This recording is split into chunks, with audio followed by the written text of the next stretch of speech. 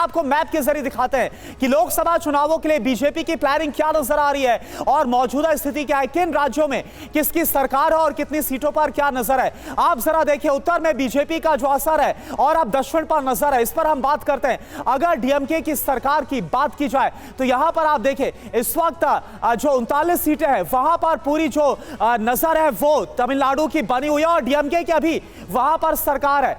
तो यह आपको इस वक्त हम बता रहे हैं कि लोकसभा की सीटें कितने, 39 लोकसभा सीटें तमिलनाडु की और डीएमके की इस वक्त वहां पर जो राज्य में सरकार। इसके अलावा केरल की बात करें तो कुल 20 लोकसभा सीटें जिस पर नजर है और सरकार किसकी है, लेफ्ट की सरकार।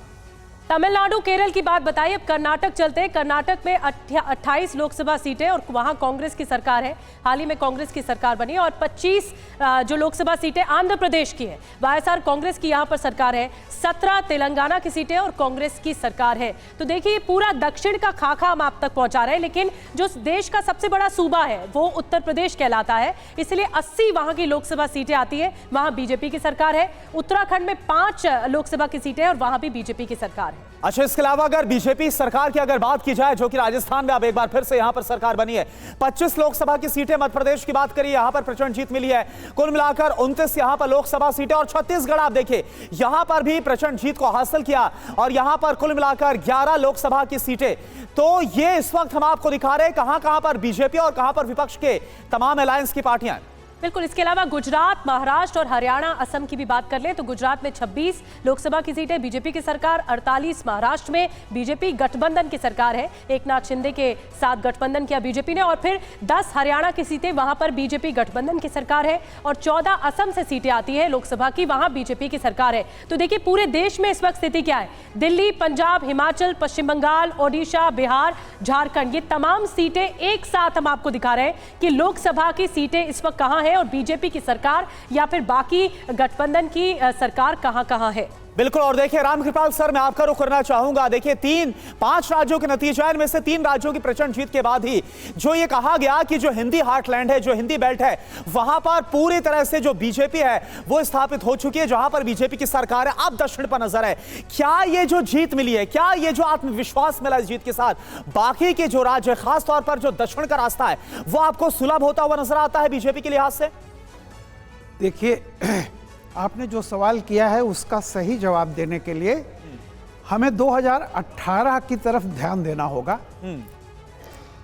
अभी 23 चल रहा है, ठीक 5 साल पहले जो कुछ हुआ था 18 में, याद कीजिएगा 2018 में बीजेपी को लोकसभा के 3 सीटों के उपचुनाव में बीजेपी हार गई थी। याद कीजिए, कैराना, फूलपुर, गोरखपुर, ये तीनों लोकसभा की सीटें बीजेपी हार गई थी। और उसके बाद जो अभी 5 राज्यों के चुनाव हुए, ये 2018 में सारा बीजेपी हार गई थी। उसके बावजूद जब चुनाव हुए 5 महीने के बाद लोकसभा के, तो बीजेपी को 303 सीटें आई। अब अगर 18 से आप जो आज 23 की तुलना कीजिए, 2019 से करेंगे ना सर? नहीं, मैं 23 की तुलना कीजिए तो आप सोच लीजिए कि 3 राज्यों में बीजेपी का स्ट्राइक रेट देख लीजिए। और इसलिए मैं कह रहा हूं कि जो भी पिछली बार का अगर आप देखेंगे तो कर्नाटक हो, मध्य प्रदेश हो, छत्तीसगढ़ हो, राजस्थान हो, यहाँ पे कितनी 65 सीटें, सॉरी कर्नाटक को छोड़ यहाँ 65 सीटें थी, जिसमें से 62 सीटें बीजेपी के पास, 62 या 63। एक आंकड़ा रामकृपाल जी और आया सामने जो कि साउथ का बताता है कि लोकसभा में जो 2019 से लेकर चली बीजेपी, तो वो 52% तक वोट शेयर सामने आया है। लेकिन क्या 2019 की तरह ही स्ट्रैटेजी रहेगी? शलभमणि त्रिपाठी, आप क्या कहना चाहेंगे इस पर? देखिए, मैं भी कांग्रेस के हमारे साथी को सुन रहा था कि जोड़ने की बात कर रहा है। मैं सीधा सवाल पूछना चाहता हूँ कि धारा 377 पे, जिसपे अभी माननीय सुप्रीम कोर्ट का निर्णय आया है, उस पे जो स्टैंड था कांग्रेस पार्टी का, उस पर जो स्टैंड था राहुल गांधी जी का, जो पाकिस्तान बोल रहा था कि 370 बहाल करो, वो जोड़ना था या तोड़ना था? बहुत सिंपल सा सवाल है, इसका जवाब इनसे पूछ बताइए। बहुत अजय उपाध्याय जी, सलभमणि जी बहुत ही विद्वान पत्रकार प्रवक्ता हैं, उनको इस बात की ताकीद होनी चाहिए कि सीडब्ल्यूसी ने हमारा क्या कहा है। हमने उस दिन भी और आज बीजेपी कह रही है कि आप पाकिस्तान की भाषा बोल रहे हैं अनुच्छेद 370 पर। बीजेपी ही अपनी भाषा पाकिस्तान के साथ जोड़ती है सुबह से शाम तक। सच्चाई यह है कि जम्मू कश्मीर का जो कॉन्स्टिट्यूशनल जो मुद्दा था कि क्या उसको स्टेटहुड से हटाया जाना चाहिए, क्या 370 को जो प्रक्रिया थी उस प्रक्रिया का पालन हुआ? उस पर कांग्रेस पार्टी तब भी थी और आज भी है। आज भी हमारा जो पीसी हुआ है कल परसों CWC का जो रिजोल्यूशन है उसको इनको पढ़ना चाहिए। देखिए तो 370 पर तो आपको लगता है बहस वहां पर खत्म हो जाती है।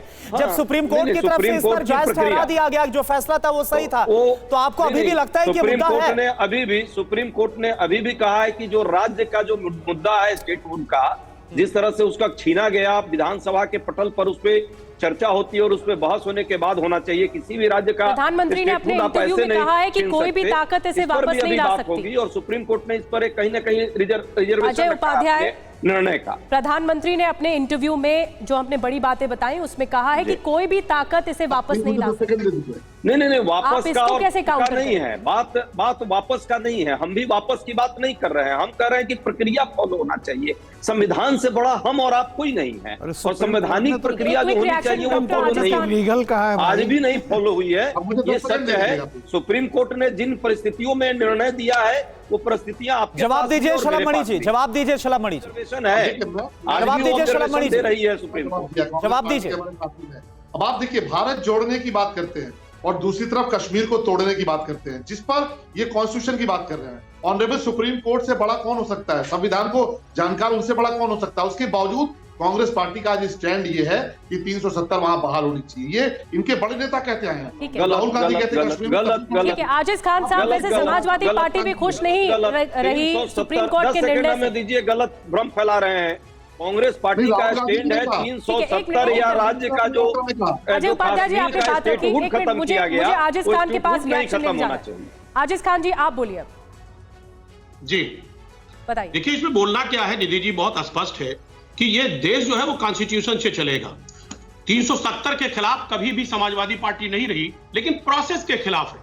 जो प्रोसेस है वो प्रोसेस प्रॉपर तरीके से फॉलो होना चाहिए। संसद इसीलिए है कि उस पे हर मुद्दों पर चर्चा होना चाहिए। क्या प्रोसेस फॉलो नहीं हुआ ये भी बताइए। मुझे लगता है ये तानाशाही सरकार को तानाशाही नहीं करना चाहिए। हर मुद्दे पे बहस हो और बहस से जो बेहतर फैसला हो वो बेहतर चलिए ठीक है, जाए।